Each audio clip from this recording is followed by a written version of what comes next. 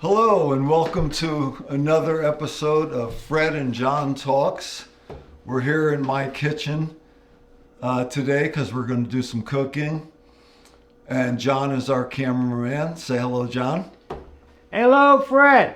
And hello, everybody out there in YouTube land. Well, I'm going to give a little bit of a backstory as to what we're cooking today. I say these things with great pride, not in myself, but in the family I come from. My ancestors, starting with my great-grandfather, Vincenzo Sabia, who emigrated from Italy to America in 1898. I've actually seen online the ship that he came over on, and he wasn't by himself. He brought, I don't think he was married in 1898, but eventually married here, but he brought relatives and stuff because they lived in an area of Italy, which I have visited because I lived in Italy for 2 years, which was, a poor little town. And by that, I don't mean destitute poverty with people starving in the streets, but they eked out a living on, rocky ground in the highlands of south central Italy. And this man was Vincenzo, my great-grandfather. To my knowledge, he never learned to read or write, even in Italian. And he came over here, of course, was processed at Ellis Island, and then started in New York City, I think Manhattan, could have been one of the other boroughs. I don't have all the information, but I have a kind of skeletal outline of it. And then he made his way north. They lived in Portchester, New York, and then eventually settled in Stamford, Connecticut, where I was born and raised. Well, this man who couldn't read or write was a born businessman. Because, and again, I don't know the exact chronology, but he was an entrepreneur and started off, and I'm sure, had some real hardships, as any business does, especially if you're a foreigner and you can't speak English. But from what I learned from my dear departed parents was that they had a bakery, they had a bar. During Prohibition, they had a speakeasy. Then they Wait a minute. The Sabias have been associated with speakeasy? Yeah. I hope the feds don't come in and take you away, Fred. A little late for that. But it eventually became a restaurant with a bar. And it was called Sabia's Open, that's my last name, Sabia's Open Door Restaurant.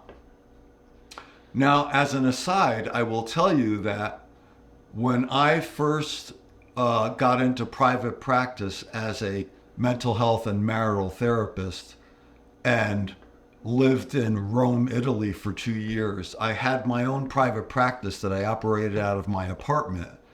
And in honor of Vincenzo and his sons and daughters who worked at the restaurant, slaved away at this restaurant night and day, 6 days a week. When I lived in Italy and I had my own private practice, in honor of them, I called it Open Door Counseling. Remember, I just said the name of the restaurant became Sabia's Open Door Restaurant. And it was one of, if not the best Italian restaurants in Stamford, Connecticut for many, many years. And I don't say that just based on my own, how much I love the food. I remember as a kid going there to eat. I remember the aromas, the particular aromas of the spaghetti sauce and the other dishes. But I've talked to many, many people who said they were regulars at Sabia's Open Door Restaurant. How many decades they stay open? he was an entrepreneur and had businesses, of course, and then he passed away, and his sons and daughters ran it for a total of 75 years. It's been the last of them died off, and they tore the building down, and it's been a church for many, many years. Now, what I'm cooking today, which I'm about to tell you what it is, I've got to check on it because it's in the oven, and we've got to see how it's doing.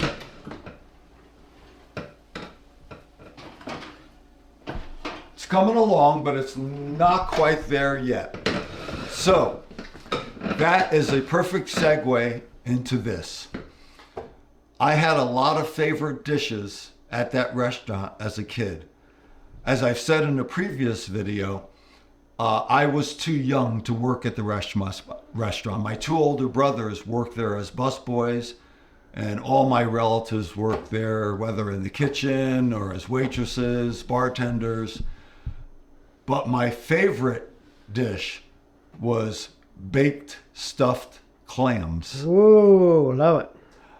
They were, as my dear mother used to say when she ate something that was very good, it was out of this world, my mother would say.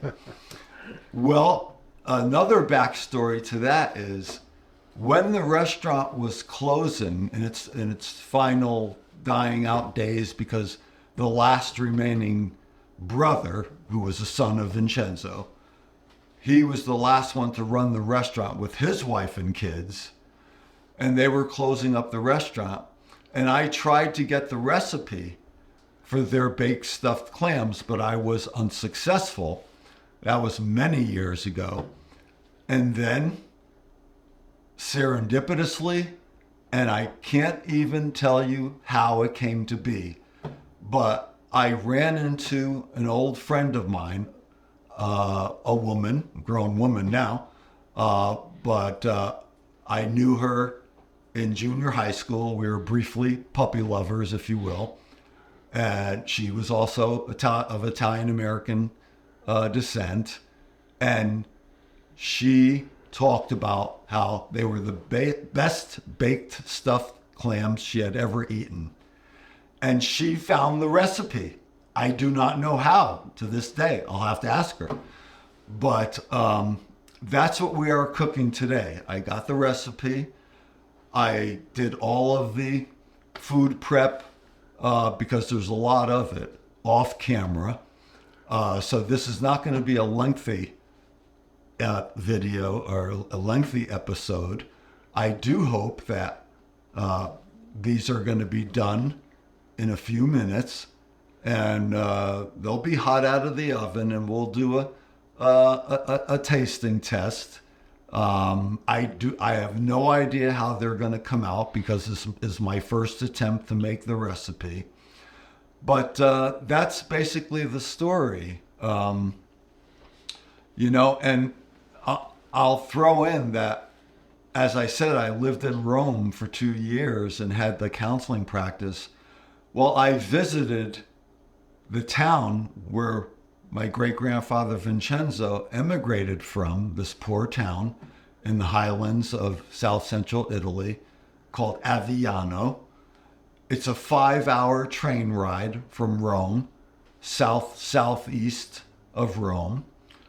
I went there twice, once by myself, and fortunately for me, there's still a lot of sabias there. In Italy, it's called sabia, but when they came to America, they Americanized it to sabia. Fortunately, one of my cousins spoke fluent English, and so he did all the interpretation for me to talk to all my relatives there that I met. And I'll never forget this. It's burned into my brain as a really good memory. I was gathered in the main, the only piazza, which means, the town square, which, by the way, throughout Italy, the piazzas are famous. One of the things they're famous for is bringing people together, socializing, eating and drinking at the outdoor cafes. in one famous piazza, Piazza Navona, it's where a lot of the artists set up their easels and do some painting, and then they have their paintings for sale. John, if you want to pan over to that painting, tell me when you have it in the frame. Yeah. That's the famous Piazza de España, the Spanish piazza. And if you can see the steps, I know there's a lot of colorful trees kind of getting in the way, but the Spanish steps are famous. I was there with my wife at the time and my young son. That's one of them, but that's not Piazza Navona. That's Piazza de España, the Spanish square. Okay, if you can pan back to me. I bought that at Piazza Navona from an Italian artist, like I just explained, who was in Piazza Navona doing his paintings and selling his paintings. And I've had that, and that goes back over 20 years. I lived in Italy from 1999 to 2001. Let's check on our baked stuffed clam. A la Sabia. I think I need my glasses for this, John, because these are supposed to cook until they're browned at the top. Whoa. We're very, very close. I'm going to put the heat up just a little bit. You see, my oven runs hot. So I always set it a little lower, but to get the brown at the top, we're going to set it a little higher. John, while we're waiting and still on film, We need to make apologies, Fred, to all those who won't be able to taste test. I get the privilege of taste testing today. you know, if there's any way that now this is just off the top of my head, it just came in, just came to me. If there's any way as we progress in doing our videos of having, a listening audience, and then we let them taste the food that we're making, like I did Home Chef. Now I'm doing a family recipe. What do you think? You think we could pull that off? Fred, I would put a shout out to people who are watching this and who are from Stamford or in the Connecticut area where you used to live and grow up, who may have eaten there when they were in their late teens and 20s, because they would be in their 60s, 70s now.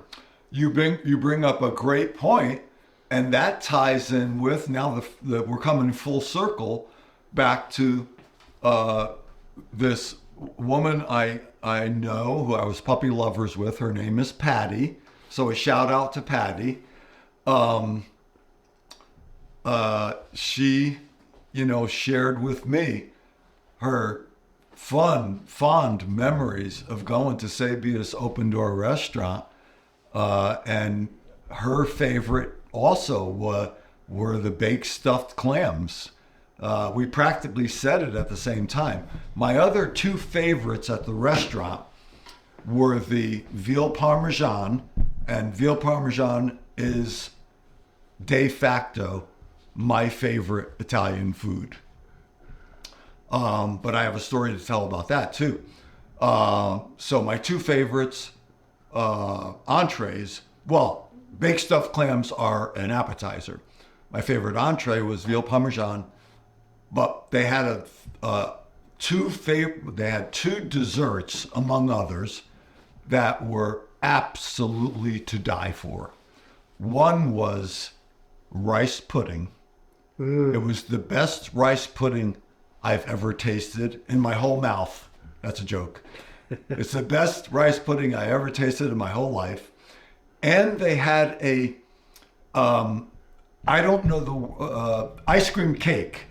It was round. It was a round loaf of chocolate cake, and in the middle of it was ice cream. And then they drizzled it with chocolate syrup. it was to die for. No calories, of course. Oh, plenty of calories. But, before I forget to say, ever since the restaurant closed, every Italian restaurant I've ever gone to in my life, and I've gone to a lot because I've lived in Connecticut, my home state, where there's a lot of Italians. I've lived in New York State. I've lived in Florida. I've lived in Rome. I have never found any baked stuffed clams that even come close to how delicious these are. How much are we charging for this recipe? I don't think it's for sale. I don't feel I have that right because I feel like I would be maybe become the black sheep of the family because you gave away our recipe. Freddie, how could you? Other people could make money on that. So let's give it another peek.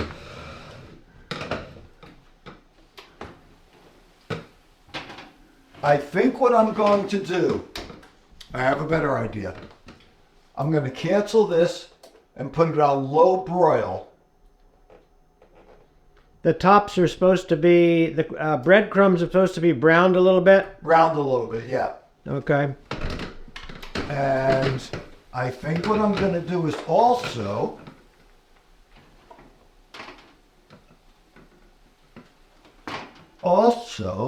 put this up here. If you can see what I'm doing here, I'm trying to put them all. For broiling on the top rack. That's correct. Just be careful, don't burn yourself. Yeah, I'm trying.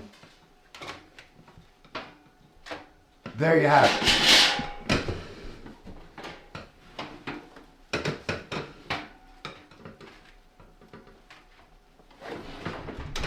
Now we are in for a treat because with the broiler on, that's going to brown the top and we will be right where we want to be. Make them crispy. Yeah. Nice, big, crispy, delicious clam. That's correct. Now they're going to be very hot right out of the oven. So you're going to have to, I'm going to have to warn you, John, you don't want to burn your mouth. You want to blow on it a little bit and take just a little bit. A little water or wine, maybe we'll do a little water or wine. Yeah. So while we're waiting, and it shouldn't be long, that much more, today was a shortened video because the other cooking video that we did, if you've watched our home chef episode, that showed me doing the whole recipe, cutting up the vegetables and everything, and was kind of time consuming. So we decided to go this route today because it's a lengthy process to prepare all this. Why don't you read out the list of ingredients just for those who are interested? Sure. That's a great compromise because I'm not going to give the amounts. I'm just going to give the ingredients. No way. Okay, so you have to buy small cans of minced clams. Oh, they recommend Bumblebee. I left one thing out.